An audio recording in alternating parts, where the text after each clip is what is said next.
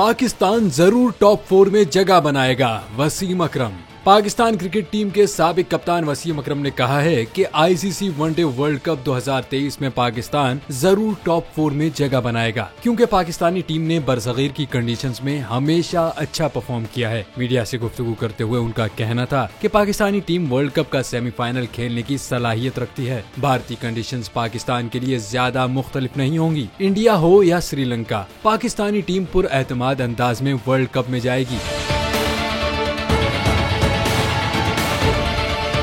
ICC schedule से मुतालिक उनका कहना था कि वर्ल्ड कप के भारतीय वेन्यूज पर बिला वजह एतराज नहीं करना चाहिए। जहां मैचेस शेड्यूल किए गए हैं, बेहतर है वहां खेल लें। अगर किसी मामले पर सख्त मौक़िफ़ इख्तियार भी करना है तो करें, लेकिन खेल को खेल रखें। कोई मौक़िफ़ इख्तियार करने से पहले ये जरूर सोच लें कि इस पर कायम रह सकते हैं या नहीं, वरना बाद में जगहसाई होती है।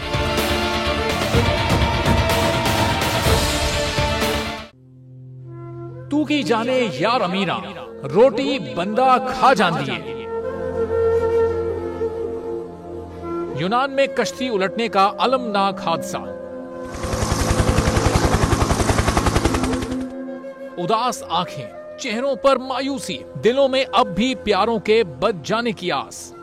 मेरी दरखास्त है वजीर आजम अगे, जल्दी तो जल्दी मेरे बच्चे की तलाश की जाए।